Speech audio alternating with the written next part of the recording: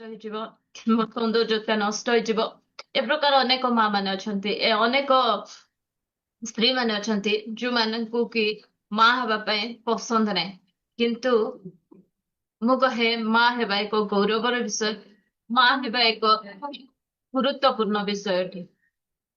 ଯୋଉଟା କି ଦେଖନ୍ତୁ, ସମସ୍ତେ ବାହା ହେବେ, ସ୍ତ୍ରୀ ହେବେ, କିନ୍ତୁ ସମସ୍ତେ ମା ହେଇପାରିବେ ନାହିଁ। ଆଉ ସମସ୍ତେ ଯଦି ମା ବି ହେଉଛନ୍ତି ତାହେଲେ ସରି ଭଲ ମା ହେବା ମଧ୍ୟ କଷ୍ଟ ଅଟେ। କିନ୍ତୁ ପ୍ରଭୁଙ୍କୁ ମୁଁ ଧନ୍ୟବାଦ ଦିଏ, ମା ହେବା ହଉଛି ପ୍ରଭୁଙ୍କର ହସ୍ତ ରହିଛି। ବାକ୍ୟରେ ଲେଖାଗଲା ସେ ଗର୍ଭ ରୁଦ୍ଧ କରନ୍ତି ଆଉ ସେ ଗର୍ଭକୁ ଖୋଲନ୍ତି।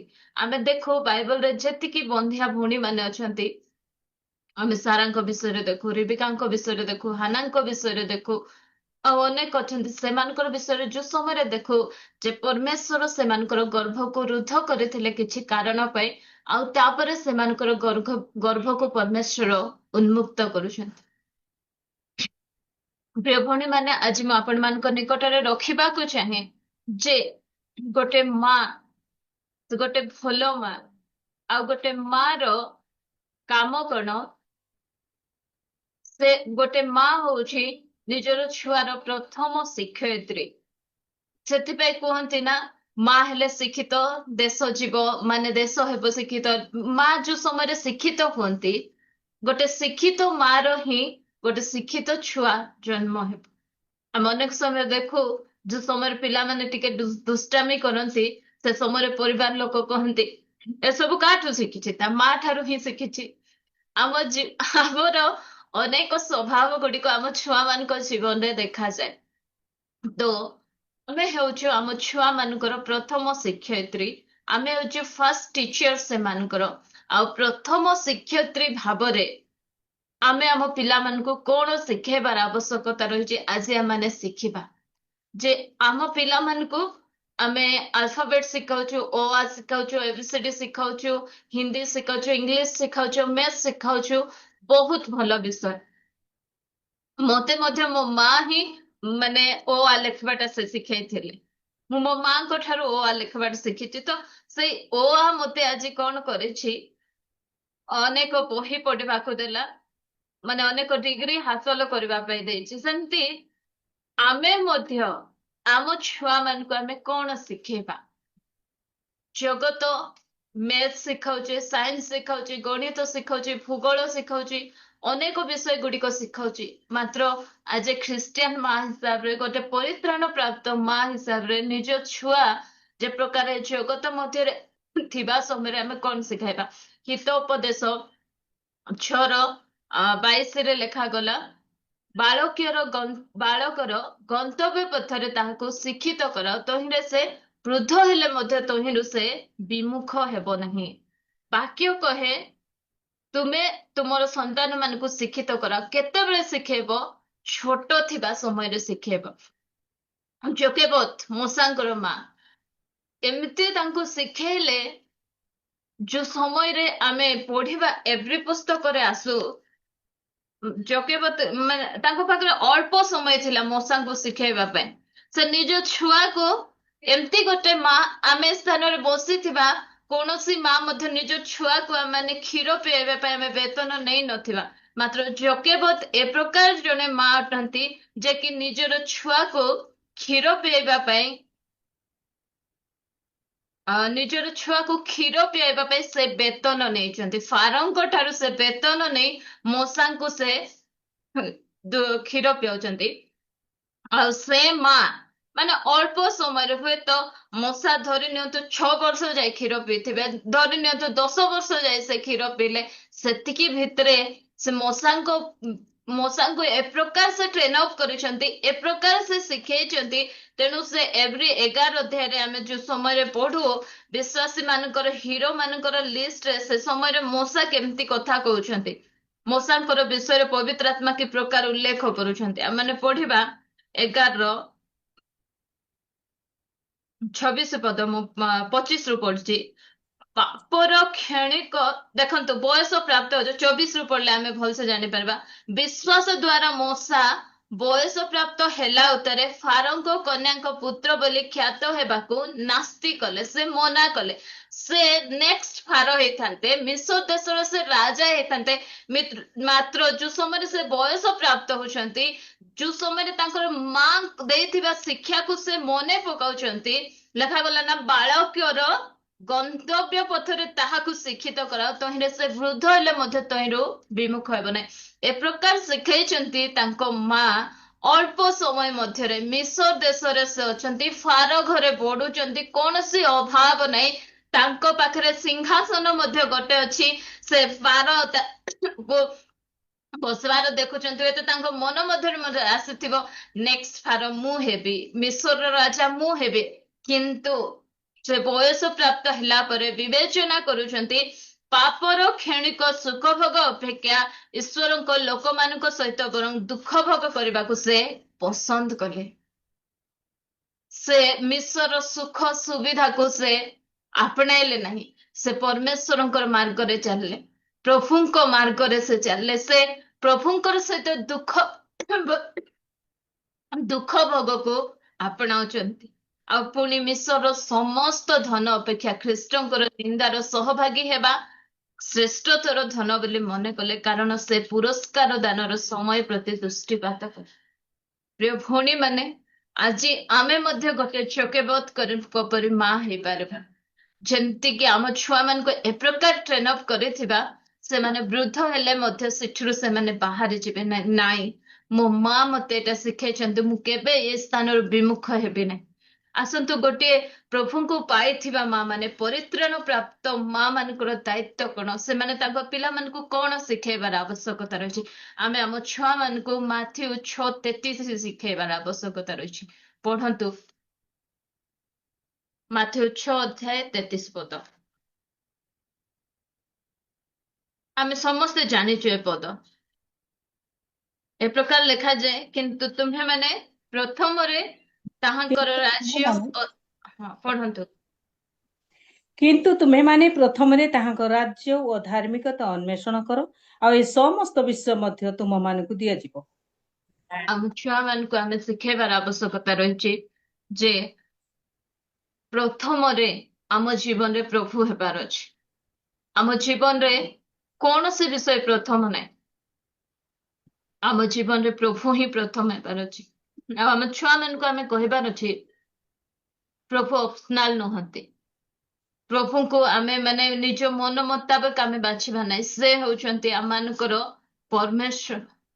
ସେ କମ୍ପଲସରି ଆମ ଜୀବନରେ ରହିବାର ଅଛି। ପ୍ରତ୍ୟେକ ଆମେ କହିବାର ଅଛି ଆମ ଛୁଆ ମାନଙ୍କୁ, ଆମେ ଯୋଉ ସମୟରେ ସେମାନେ ଉଠୁଛନ୍ତି ସେମାନଙ୍କୁ କହିବାର ଅଛି ବାଇବଲ ପଢ, ପ୍ରାର୍ଥନା କର, ପ୍ରାର୍ଥନାର ସହିତ ନିଜ ଜୀବନକୁ ଆରମ୍ଭ କର। ଆମେ ଦେଖୁଛୁ କି ଆମ ଛୁଆ ମାନେ ବାଇବଲ ପଢୁଛନ୍ତି କି ନାହିଁ, ଆମ ଛୁଆ ମାନେ ପ୍ରାର୍ଥନା କରୁଛନ୍ତି କି ନାହିଁ। ସେମାନଙ୍କ ଜୀବନରେ ପ୍ରତ୍ୟେକ କ୍ଷେତ୍ରରେ ପ୍ରଭୁ ପ୍ରଥମ ହେବାର ଅଛି।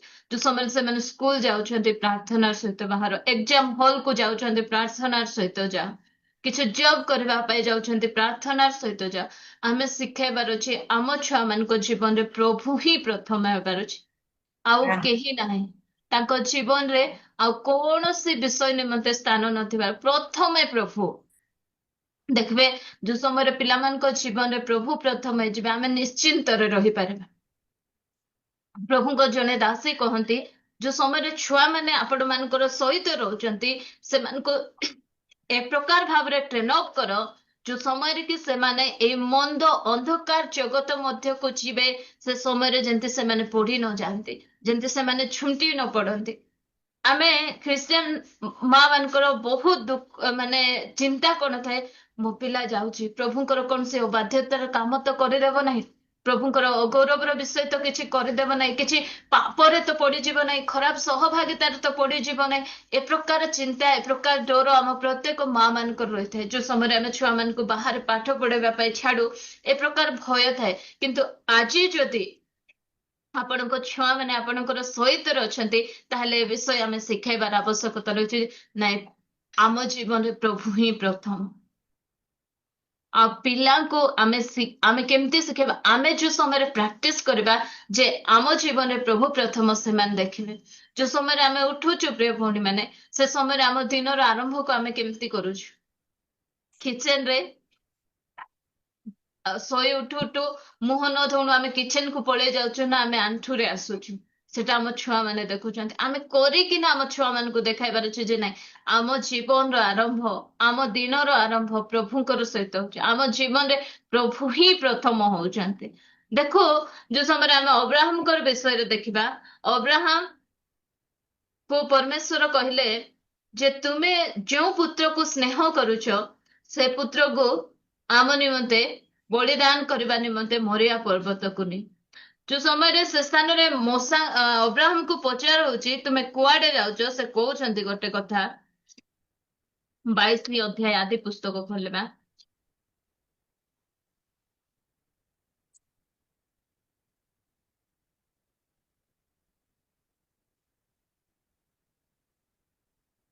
ବାଇଶ ର 5 ଯୋଉ ସମୟରେ ପଚରାଯାଏ ସେତେବେଳେ ଅବ୍ରାହମ ସେଇ ଦାସ ମାନଙ୍କୁ କହିଲେ ତୁମ୍ଭେମାନେ ଏ ସ୍ଥାନରେ ଗଧ ସହିତ ଥାଅ, ମୁଁ ଓ ବାଳକ ଦୁହେଁ ସେ ସ୍ଥାନକୁ ଯାଇ ଆରାଧନା କରି ପଛେ ତୁମ୍ଭମାନଙ୍କ ନିକଟକୁ ଫେରି ଆସିବା।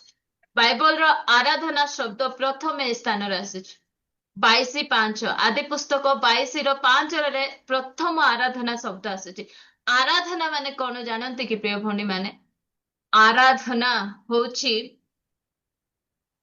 ପରମେଶ୍ୱର ମୋ ଜୀବନରେ ପ୍ରଥମ। ଅବ୍ରାହମଙ୍କ ଜୀବନରେ ପରମେଶ୍ୱର ପ୍ରଥମ। ତାଙ୍କ ପୁଅ ତାଙ୍କ ପାଇଁ ପ୍ରଥମ ନାହିଁ। ପରମେଶ୍ୱର କହିଲେ ତୁମେ ଯେଉଁ ପୁତ୍ରକୁ, ସେ କହିଥାନ୍ତେ ତୁମର ପୁତ୍ରକୁ ତୁମେ ବଳି କର, ହୁଏତ ସେ ଇସ୍ମାଇଲକୁ ନେଇକି ପଳେଇ ଯାଇଥାନ୍ତେ। ମାତ୍ର ପରମେଶ୍ୱର ଜାଣିଛନ୍ତି, ସେ ତୁମେ ଯେଉଁ ପୁତ୍ରକୁ ସ୍ନେହ କର। ଅବ୍ରାହମ, ମୁଁ ଗୋଟେ ସନ୍ତାନ ବୃଦ୍ଧ ଅବସ୍ଥାରେ ଦେଇଦେଲି ବୋଲି ତୁମ ଜୀବନରେ ମୁଁ ପ୍ରଥମ ହେଇଗଲି ନା ଦ୍ୱିତୀୟ ହେଇଗଲି? ପରମେଶ୍ୱର ତାଙ୍କୁ ପରୀକ୍ଷା କରୁଛନ୍ତି। ଆଉ ଏ ସ୍ଥାନରେ ସେ ତାଙ୍କର ଦାସ ମାନଙ୍କୁ କହୁଛନ୍ତି ମୁଁ ଆଉ ଆମ ବାଳକ ଯାଇକିନା ଆମେ କଣ କରିବୁ? ପରମେଶ୍ୱରଙ୍କର ଆରାଧନା କରିକିନା ଆସିବୁ। ଆରାଧନାର ଅର୍ଥ ହଉଛି ପ୍ରଭୁ ତୁମେ ମୋ ଜୀବନରେ ପ୍ରଥମ। ଏ ସ୍ଥାନରେ ଇସାକ ମଧ୍ୟ ଜାଣିଥିବେ, ବାପାଙ୍କ ପାଇଁ ମୁଁ ଇମ୍ପୋର୍ଟାଣ୍ଟ ନାହିଁ, ପ୍ରଭୁ ଇମ୍ପୋର୍ଟାଣ୍ଟ। ଆମ ଛୁଆ ମାନେ ମଧ୍ୟ ଜାଣିବାର ଅଛି, ଯୋଉ ଜାଗାରେ ଆମମାନଙ୍କୁ ଚୁଜ୍ କରିବା କୁହାଯାଏ ଯେ ପ୍ରଭୁ ନା ଅନ୍ୟ କୌଣସି ବିଷୟ, ଆମେ ସେ ସମୟରେ ପ୍ରଭୁଙ୍କ ପାଇଁ ଠିଆ ହେବା। ଯେତେ କଷ୍ଟ ଆସୁ, ଯେତେ ବାଧା ଆସୁ। ଅବ୍ରାହମଙ୍କ ପାଇଁ ସହଜ ନୁହେଁ ଯେ ଇସାକକୁ ନେଇ ବଳି ଦେବା, କିନ୍ତୁ ଇସାକ ସେ ସ୍ଥାନରେ ସେ ଦେଖାଉଛନ୍ତି ପ୍ରଭୁ ତୁମେ ମୋ ଜୀବନରେ ପ୍ରଥମ, ତୁମେ ମୋ ପାଇଁ ସବୁ। ଆମେ ମଧ୍ୟ ଆମ ଛୁଆ ମାନଙ୍କୁ ଶିଖେଇବାର ଅଛି ଯେ ଆମର ଯାହା ବି କିଛି ହେଇଯାଉ, ଯେ ପ୍ରକାର ପରିସ୍ଥିତି ହେଲେ ମଧ୍ୟ ପ୍ରଭୁ ଆମମାନଙ୍କ ଜୀବନରେ ପ୍ରଥମ ଥିବାର ଅଛି। ଆମେ ଅନେକ ସମୟକୁ ଦୁନିଆର ସବୁଠାରୁ ଅଧିକ ପ୍ରେମ ମୁଁ ମୋ ଛୁଆ ମାନଙ୍କୁ କରେ। ବହୁତ ଭଲ କଥା, କରନ୍ତୁ ଛୁଆ ମାନଙ୍କୁ ଅଧିକ ପ୍ରେମ, କିନ୍ତୁ ପ୍ରଭୁଙ୍କର ଜାଗା ସେମାନଙ୍କୁ ଦେବା ନାହିଁ। ଆମ ପିଲାମାନଙ୍କୁ ମଧ୍ୟ ଆମେ ଶିଖେଇବାର ଅଛି କୌଣସି କୌଣସି ବିଷୟ ମଧ୍ୟ ପ୍ରଭୁଙ୍କର ସ୍ଥାନ ଆମ ଜୀବନରେ ନ ନେବାର ଅଛି। ପ୍ରଭୁ ହିଁ ଆମ ଜୀବନରେ ପ୍ରଥମ ହେବାର ଅଛି। ଚର୍ଚ୍ଚ ପ୍ରଥମ। ଆମେ ଆମ ଛୁଆ ମାନଙ୍କର ଯେତେ ବଡ ଏକ୍ଜାମ ଥିଲେ ମଧ୍ୟ ଚର୍ଚ୍ଚର କୌଣସି ସର୍ଭିସକୁ ଆମେ ମିସ୍ କରିବା ପାଇଁ ଦଉନୁ। କାରଣ ଯୋଉ ପାଠ ବର୍ଷ ଯାକ ପଢି ପଢି ନହେଲା, ସେ ଚର୍ଚ୍ଚ ନ ଯାଇ ଘଣ୍ଟାଟି ପଢିଲେ ସେତିକି ମଧ୍ୟ ହେଇପାରିବନି। ସେଥିପାଇଁ ଏକ୍ଜାମ ଅଛି ତ ଆମ ଛୁଆ ମାନେ ଚର୍ଚ୍ଚ ଯିବେ ନାହିଁ, ଚର୍ଚ୍ଚ ମଣ୍ଡଳୀୟ କୌଣସି ସର୍ଭିସ ଗୁଡିକ ଆଟେଣ୍ଡ କରିବେ, ସେମିତି ନାହିଁ। ପ୍ରତ୍ୟେକ ସର୍ଭିସ ଆଟେଣ୍ଡ କରିବା ପାଇଁ ଦିଅନ୍ତୁ। ପ୍ରତ୍ୟେକ ପ୍ରାର୍ଥନାରେ ସେମାନଙ୍କୁ ପାର୍ଟ ନେବା ପାଇଁ ଦିଅନ୍ତୁ। ପଢିବା ସମୟ ଅଛି। ଆମେ ଅନେକ ଅଛନ୍ତି ବାହାଘର ବୁଲି ଯିବେ, ଏକ୍ଜାମ ସମୟରେ ଭୋଜି ଖାଇଯିବୁ, ମାତ୍ର ଚର୍ଚ୍ଚ ନାହିଁ। ଏନା ଘଣ୍ଟାଟେ ଯାଇ 2 ଘଣ୍ଟା ଯାଇ ସେଠି ବସିଲେ କଣ ଟାଇମ ୱେଷ୍ଟ ହେଇଯିବ। ସେତିକି ଭିତରେ କେତେ 3-4ଟା ମ୍ୟାଥ ସଲ୍ଭ କରେଇବ, ମ୍ୟାଥ ବୁଝି ନାହିଁ, ସେମିତି ନାହିଁ। ଆମେ ପ୍ରତ୍ୟେକ ପ୍ରାର୍ଥନା ସର୍ଭିସ ପାଇଁ ମଧ୍ୟ ଆମ ଛୁଆ ମାନଙ୍କୁ ପଠାଇବାର ଆବଶ୍ୟକତା। ଚର୍ଚ୍ଚରେ ଯେତିକି ପ୍ରୋଗ୍ରାମ ଗୁଡିକ ହଉଛି, ସେ ସବୁ ପ୍ରୋଗ୍ରାମ ଗୁଡିକରେ ସେମାନଙ୍କ ପାଇଁ ଯିବା ପାଇଁ ଆମେ ପ୍ରୋତ୍ସାହନ କରିବାର ଆବଶ୍ୟକତା ରହିଛି। ଆମେ ଶିଖେଇବା, ଆମେ କେତେ ଯତ୍ନବାନ ହଉଛୁ ତାହା ଆମ ଛୁଆ ମାନେ ଦେଖୁଛନ୍ତି। ତେଣୁ ଆମ ପିଲାମାନଙ୍କୁ ଶିଖେଇବାର ଅଛି ଯେ ତାଙ୍କ ଜୀବନରେ ପ୍ରଭୁ ପ୍ରଥମ ହେବାର ଅଛି। ଦେଖନ୍ତୁ, ଯୋଉ ସମୟରେ ଆମ ଜୀବନରେ ଆମେ ପ୍ରଭୁଙ୍କୁ ପ୍ରଥମ କରିବା, ତାହେଲେ ଆମମାନଙ୍କୁ ବ୍ୟତିବ୍ୟସ୍ତ ହେବାକୁ ପଡିବ ନାହିଁ। କଣ ଖାଇବୁ, କଣ ପିନ୍ଧିବୁ, କେମିତି କରିବୁ, କେମିତି ରହିବୁ, ଏସବୁ ପାଇଁ ଆମମାନଙ୍କୁ ଚିନ୍ତିତ ବ୍ୟତିବ୍ୟସ୍ତ ହେବାର କୌଣସି ଆବଶ୍ୟକ। ଲେଖାଗଲା ତୁମମାନେ ପ୍ରଥମେ ତାଙ୍କ ରାଜ୍ୟ ଆଉ ଧାର୍ମିକତା ଅନ୍ୱେଷଣ କର, ତାପରେ ଏ ସମସ୍ତ ବିଷୟ ମଧ୍ୟ ତୁମମାନଙ୍କୁ ଦିଆଯିବ। ତୁମର ଯାହା ଯାହା ଆବଶ୍ୟକ, ଯାହା ଯାହା ପ୍ରୟୋଜନ, ଏ ଜଗତ ମଧ୍ୟରେ ରହିବା ପାଇଁ ଯାହା ଯାହା ଦରକାର, ପ୍ରଭୁ ସେ ସବୁ ତୁମକୁ ଦେବେ। ଗୀତ ରଚକ ଦାଉଦ କୁହନ୍ତି, ମୁଁ ଯୁବା ଥିଲି, ବୃଦ୍ଧ ହେଲି, କିନ୍ତୁ ଧାର୍ମିକକୁ ଖାଦ୍ୟ ଭିକ୍ଷା କରିବା ପାଇଁ ଦେଖିନି। ଆଉ ଧାର୍ମିକ ମାନେ ପ୍ରଭୁଙ୍କୁ ପ୍ରଥମ ସ୍ଥାନ ଦିଅନ୍ତି, ଆଉ ସେମାନେ କେବେ ମଧ୍ୟ ଖାଦ୍ୟ ଭିକ୍ଷା କରନ୍ତି ନାହିଁ। କଣ ଖାଇବ, କଣ ପିନ୍ଧିବ, ଏ ପ୍ରକାର ମାନେ ବ୍ୟତିବ୍ୟସ୍ତ ହୁଅନ୍ତି ନାହିଁ। ପ୍ରଭୁ ସେମାନଙ୍କର ଯତ୍ନ ନେବେ। ଯଦି ଆଜି ମୋ ଜୀବନରେ ପ୍ରଭୁ ପ୍ରଥମ, ମୋର ସମସ୍ତ ଆବଶ୍ୟକତା ପରମେଶ୍ୱର ଦେବେ। ମତେ ଚିନ୍ତିତ ହେବାର ନାହିଁ, ବ୍ୟତିବ୍ୟସ୍ତ ହେବାର ନାହିଁ। ଆଜି ଖାଲି ଗୋଟେ ବିଷୟ, ଏ ମନ୍ଦ ଜଗତରେ ଆମେ ଦେଖୁଛୁ, ଏ ଜଗତ ବିଲକୁଲ ଭଲ ନାହିଁ। କିଛି ବିଷୟ ଯଦି ରକ୍ଷା କରିବ, ପ୍ରଭୁଙ୍କର ଭୟ ଆଉ ପ୍ରଭୁ ହିଁ ଆମ ଛୁଆ ମାନଙ୍କୁ ରକ୍ଷା କରିପାରିବେ। ତେଣୁ ସମୟ ଥାଉ ଥାଉ, ସୁଯୋଗ ଥାଉ ଥାଉ, ଆସୁ ଆମମାନଙ୍କର ପିଲାମାନଙ୍କର ଜୀବନରେ ସବୁ ବିଷୟ ଗୁଡିକକୁ ଆମେ ଇନଷ୍ଟଲ କରୁ, ଯୋଉ ସମୟରେ କି ସମୟ ପଡିଲେ ସେମାନେ ସେ ସବୁକୁ ବାହାର କରି ନିଜ ଜୀବନରେ ସେମାନେ ବ୍ୟବହାର କରିପାରିବେ। ଆମ ଛୁଆ ମାନଙ୍କୁ ଆମେ ଶିଖାଇବା ଯେ ତୁମ ଜୀବନରେ ପ୍ରଭୁ ପ୍ରଥମ ହୁଅନ୍ତୁ। ଆଉ ପ୍ରଭୁ ପ୍ରଥମ ହେଲେ ଆମ ପିଲାମାନଙ୍କର ସମସ୍ତ ଆବଶ୍ୟକତା ଆମର ପରମେଶ୍ୱର ସେ ଆମମାନଙ୍କର ଯତ୍ନ ନେବେ। ପ୍ରିୟ ଭଉଣୀ, ଆଉ ଏକ ବିଷୟ, ଏଫେସୀୟ 6:1, ଆମେ ଆମ ପିଲାମାନଙ୍କୁ ଆଜ୍ଞାବହତା ଶିଖେଇବାର ଆବଶ୍ୟକତା ରହିଛି। ଆମ ଛୁଆ ମାନେ ଯେମିତି ଆଜ୍ଞାବହ ହେବେ। ଲେଖାଯାଏ, ପଢନ୍ତୁ ଏଫେସୀୟ 6:1। ହେ ପିଲାମାନେ, ପ୍ରଭୁଙ୍କ ସକାଶେ ଆପଣା ଆପଣା ପିତାମାତାଙ୍କର ଆଜ୍ଞାବହ ହୁଅ, ତା ତଳକୁ, କାରଣ ତାହା ଯଥାର୍ଥ। ଆପଣା ପିତାମାତାଙ୍କୁ ସମାଦର କର, ଏହା ପ୍ରତିଜ୍ଞା ଯୁକ୍ତ ଗୋଟେ ପ୍ରଧାନ ଆଜ୍ଞା, ଯେପରି ତୁମର ମଙ୍ଗଳ ହେବ ଆଉ ତୁମେ ପୃଥିବୀରେ ଦୀର୍ଘାୟୁ ହେବ। ହଁ, ଆମ ଛୁଆ ମାନଙ୍କୁ ଏଇଟା ମଧ୍ୟ ଶିଖେଇବାର ଆବଶ୍ୟକତା ରହିଛି, ସେମାନେ କେମିତି ବଡ ମାନଙ୍କର ଆଜ୍ଞାବହ, ପିତାମାତାଙ୍କର ଆଜ୍ଞାବହ ହେବେ। ଆଜି ଦେଖୁଛୁ ଛୁଆ ମାନେ କଥା କହିଲେ ମା ବାପାଙ୍କୁ ଜବାବ ଦେବେ, ମା ବାପାଙ୍କର ଅବାଧ୍ୟ ହିଁ ହେବେ।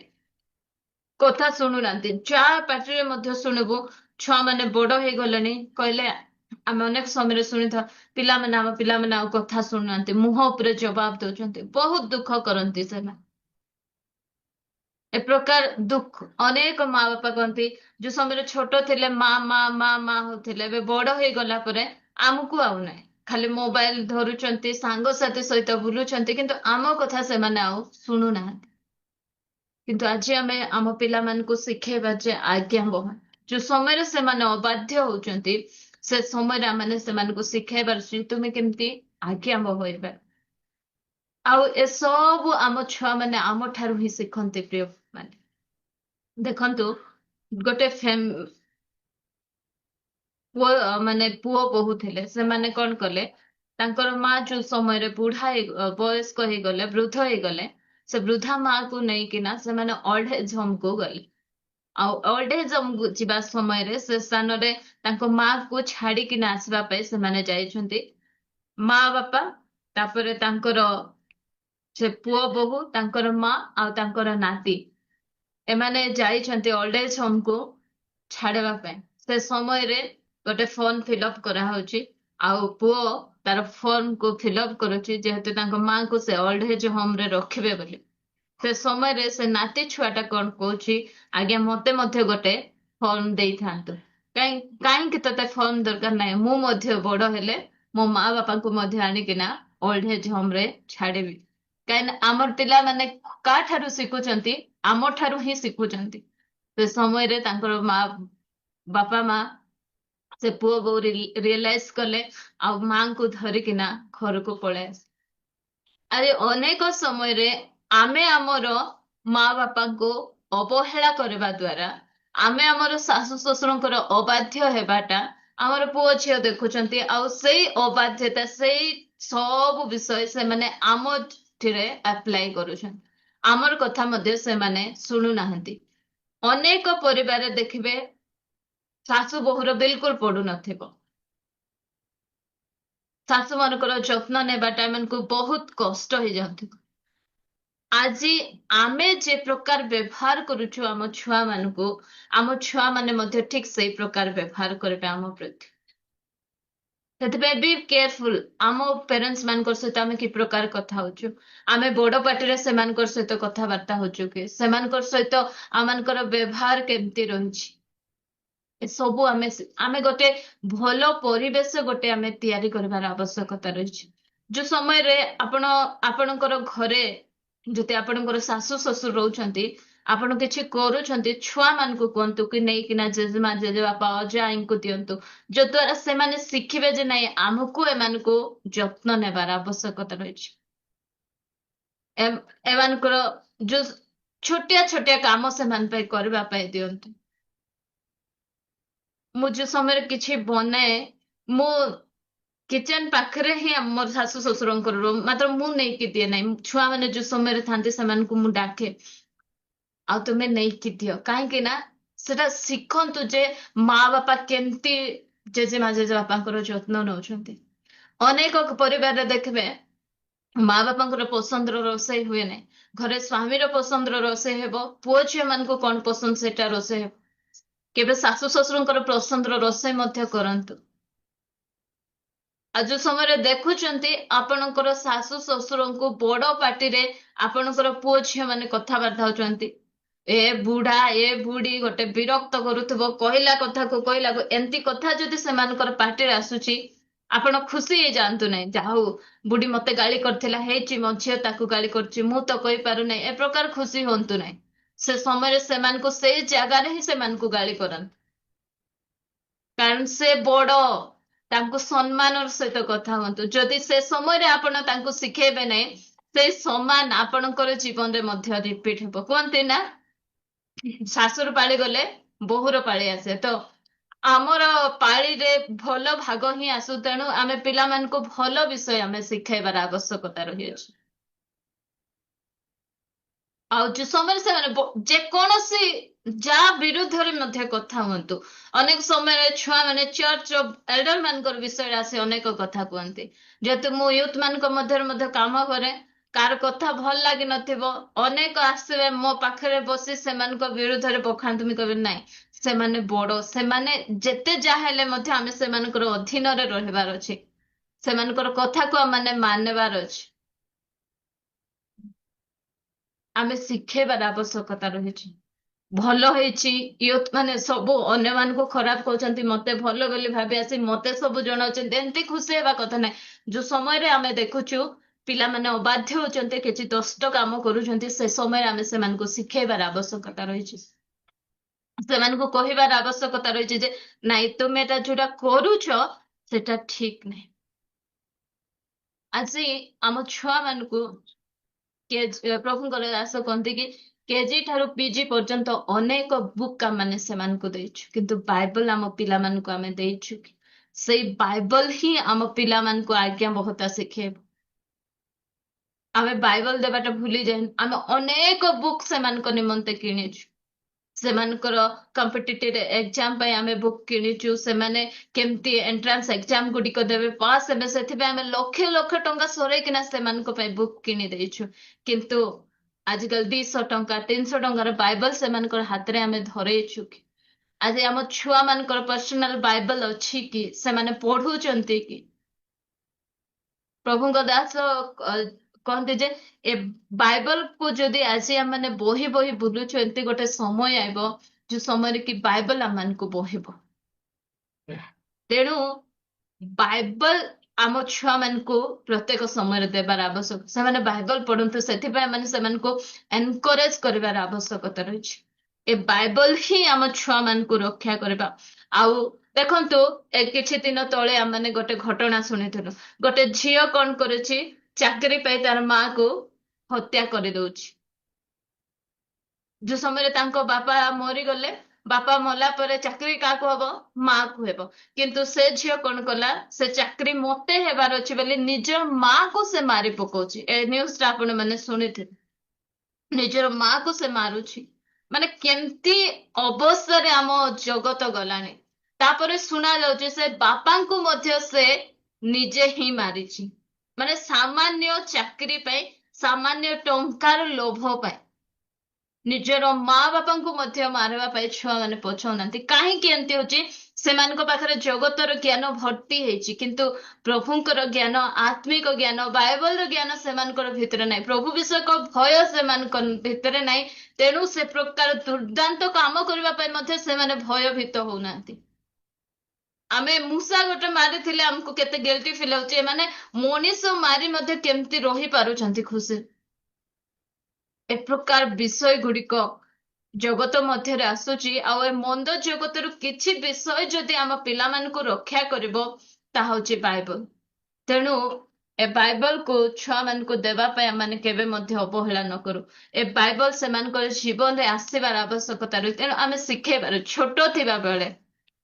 ମୁଁ ଜାଣିନାହିଁ ଆପଣମାନଙ୍କର ଛୁଆମାନେ କେତେ କେତେ ବଡ ହେଲେଣି, ଆପଣମାନଙ୍କ ସହିତ ରହୁଛନ୍ତି କି ବାହାରେ ରହୁଛନ୍ତି, ମାତ୍ର ଏତିକି ପ୍ରାର୍ଥନା କରନ୍ତୁ, ପ୍ରଭୁ ମୋ ଛୁଆ ଜୀବନରେ ତୁମେ ହିଁ ପ୍ରଥମ ହୁଅ, ଆଉ ମୋ ପିଲାମାନଙ୍କର ଜୀବନରେ ବାଇବଲ ଆସିବାର ଆବଶ୍ୟକତା ରହେ। ଯୋଉ ବାଇବଲ କି ତାଙ୍କୁ ଆଜ୍ଞା ମହତା ଶିଖେଇବ, ଯୋଉ ବାଇବଲ କି ବଡ ମାନଙ୍କୁ ସମ୍ମାନ ଦେବା ଶିଖେଇବ, ଯୋଉ ବାଇବଲ କି ମନ୍ଦତା ଠାରୁ ସେମାନଙ୍କୁ ରକ୍ଷା କରିବ। ଗୋଟେ ବିଷୟ ହିଁ ରକ୍ଷା କରିବ, ତାହା ହଉଛି ପବିତ୍ର ବାଇବଲ। ଆଉ ସେଇ ବାଇବଲ ଆମ ପିଲାମାନଙ୍କୁ ଦେବା ପାଇଁ ଆମେ କେବେ ମଧ୍ୟ ଅବହେଳା ନ କରୁ। ଆଉ ଗୋଟେ ବିଷୟ ଆମେ ଦେଖିବା ଆଉ ଶେଷ କରିବା, ହିତୋପଦେଶ 31:1।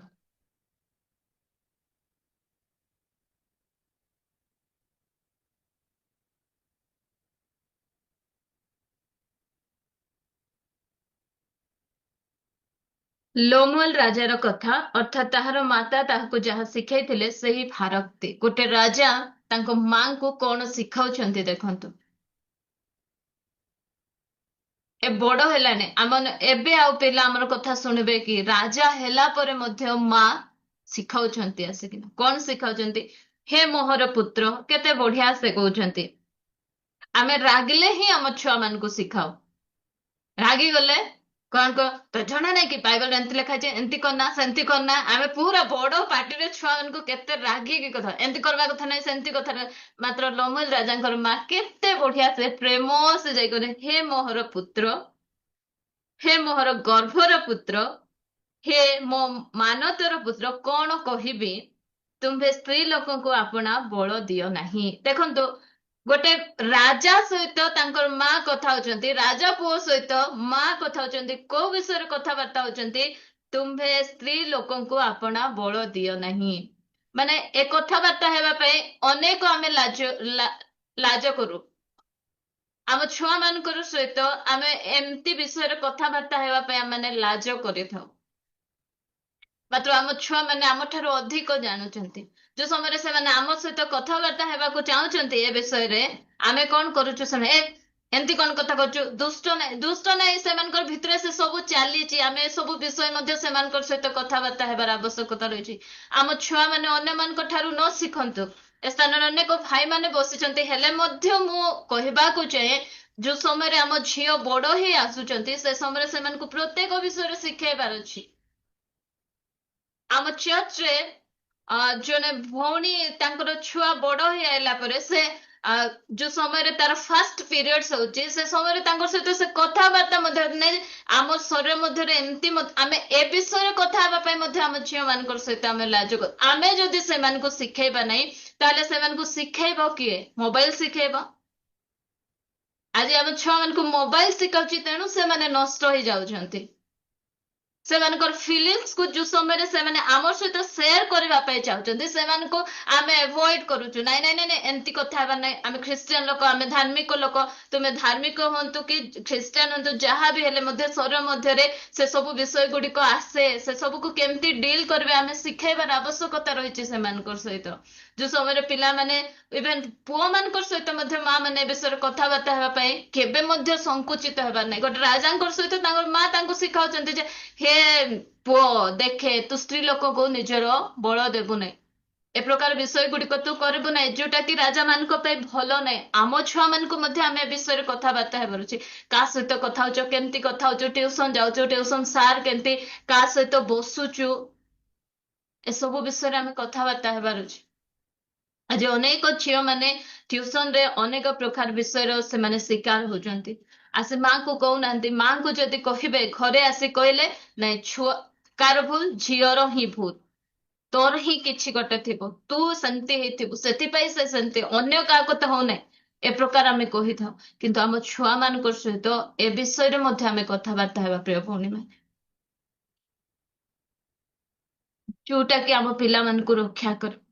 ଦେଖନ୍ତୁ ସେ ଶିଖାଉଛନ୍ତି କି ପ୍ରକାର ତୁମେ ସ୍ତ୍ରୀ ଲୋକକୁ ଆପଣା ବଳ ଦେବ ନାହିଁ, କିମ୍ବା ରାଜା ମାନେ ଯହିଁରେ ବିନଷ୍ଟ ହୁଅନ୍ତି ତହିଁରେ ଗତି କର ନାହିଁ। ଆମ ପିଲାମାନଙ୍କୁ ଆମେ ସବୁ କ୍ଷେତ୍ରରେ ଆମେ ଶିକ୍ଷିତ କର।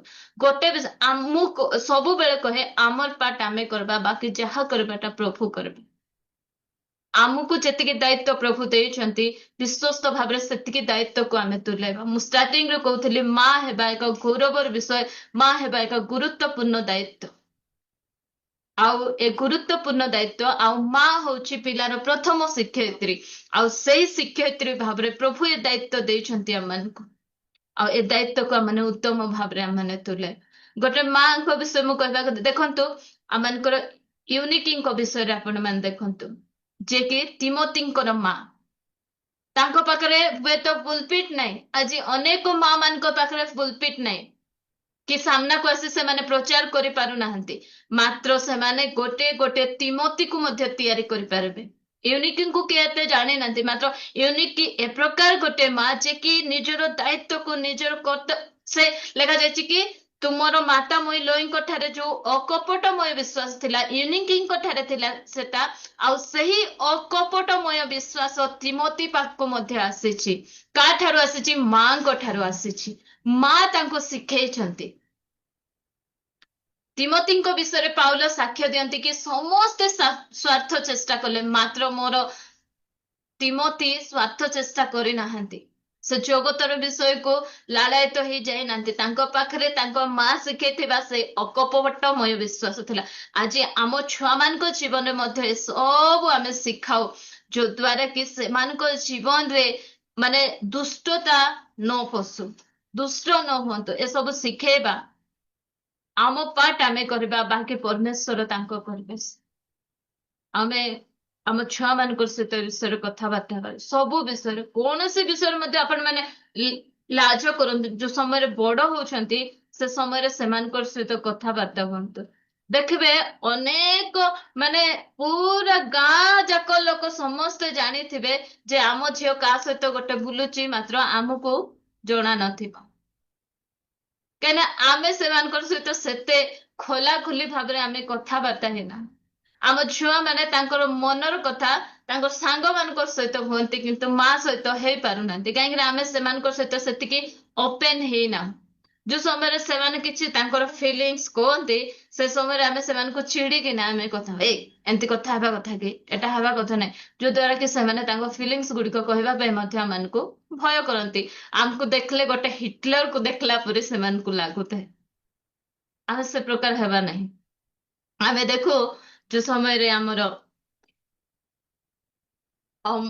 ଜୋନାଥନଙ୍କ ବିଷୟରେ ଆମେ, ଅମନ ବିଷୟରେ ଆମେ ଦେଖୁ, ଦାଉଦଙ୍କର ଗୋଟେ ପୁତ୍ର କାଢୁଛି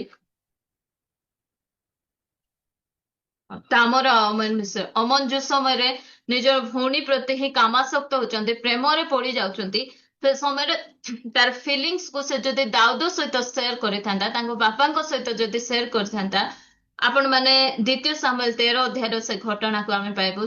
ସେ ସବୁ ଯଦି ସେ ତାର ବାପାଙ୍କ ସହିତ ସେୟାର କରିଥାନ୍ତା, ତାହେଲେ ଏତେ ସବୁ ଘଟଣା ଏ ଅଧ୍ୟାୟରେ ଯୋଉଟା ଘଟିଲା ସେଟା ଘଟି ନଥାନ୍ତା। ସେ କାହା ସହିତ ଯାଇ କଥା ହଉଛି? ଗୋଟେ ଦୁଷ୍ଟ ସାଙ୍ଗ ଜନାଦବ ସହିତ କଥା ହଉଛି, ଆଉ ସେ ଜନାଦବ ତାକୁ ବହୁତ ସୁନ୍ଦର ଆଇଡିଆ ଗୁଡିକ ଦଉଛି, ଆଉ ସେ ଆଇଡିଆ ଯୋଉଟା କି ତାକୁ ନଷ୍ଟ କରୁଛି, ତାର ଭଉଣୀକୁ ଭ୍ରଷ୍ଟ କରିବା ପାଇଁ ଆକୁ ବାଧ୍ୟ କରୁଛି। କାହିଁକି ଏମିତି ହଉଛି? କାହିଁକି ନା ରାଜାଙ୍କ ପାଖରେ ସମୟ ନାହିଁ ଯେ ତା ପୁଅ ସହିତ ବସି କଥାବାର୍ତ୍ତା ହେବେ। ଆଜି ଆମେ ମଧ୍ୟ ଆମ ପୁଅ ଝିଅ ମାନଙ୍କ ସହିତ ବସି କଥା ହେବା ପାଇଁ ସଫିସିଏଣ୍ଟ ଟାଇମ କୁ ଆମେ ବାହାର କରିବା।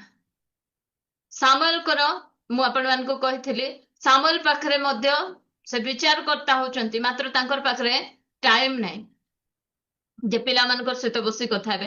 ଏ ସ୍ଥାନରେ ଦାଉଦଙ୍କର ମଧ୍ୟ ସେଇ ସମାନ ଅବସ୍ଥା।